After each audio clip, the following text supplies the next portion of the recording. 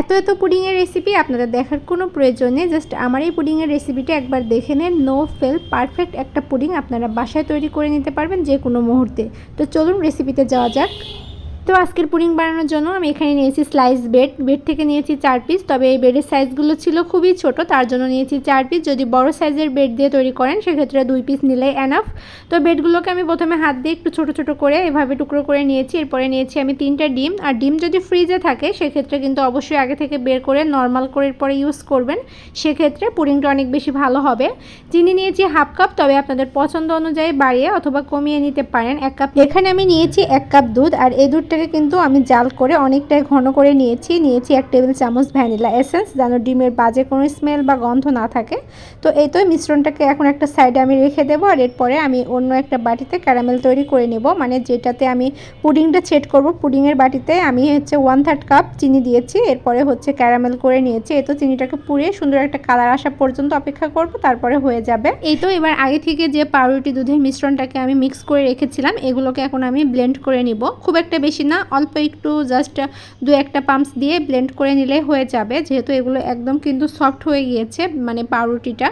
আর তারপরে আমি পুরো মিশ্রণটাকে একটু ছেঁকে নেব, যাতে করে মানে পুডিংটা খুবই বেশি সফট হয় বা মানে একদম স্মুথ হয়। পুডিং যদি সফট এবং স্মুথ হয় তাহলে দেখতেও ভালো লাগে আর খেতে তো মানে খুবই ভালো লাগে। তো এই তো তারপরে আমি সব কিছু রেডি করে নিই। তো চুলায় আমি একটা পাতিল বসিয়ে দিয়েছি এবং পরিমাণ মতো পানি দিয়েছি। মানে পুডিংয়ের বাটির 5 ভাগের 2 ভাগ পানি থাকবে, আর 3 ভাগ কিন্তু একদমই ফাঁকা থাকবে, না হলে কিন্তু অবশ্য পুডিংয়ের ভিতরে পানি ঢুকে যেতে পারে বা অতিরিক্ত বেশি হলেও পুডিংটা খুব একটা বেশি ভালো হবে না। আর অবশ্যই পুডিংয়ের বাটিটা যখন বসাবেন সেই টাইমে কিন্তু নিচে একটা টিস্যু অথবা কাপড় দিবেন, যেন বাটিটা নড়াচড়া না করে।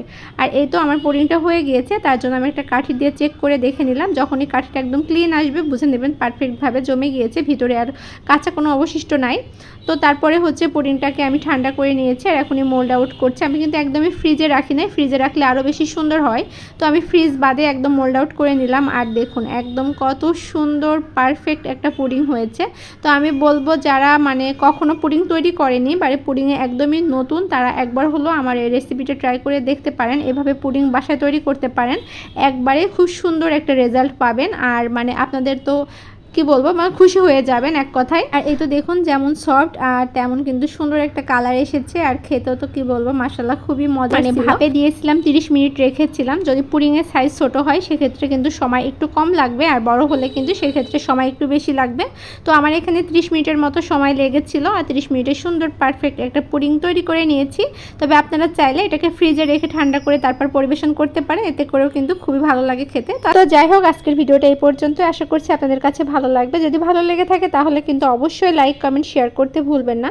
তো আবারও দেখা হবে পরবর্তীতে নতুন কোনো ভিডিও নিয়ে। সকলে ভালো থাকবেন, সুস্থ থাকবেন। আল্লাহ হাফেজ। Thanks for watching. টাটা।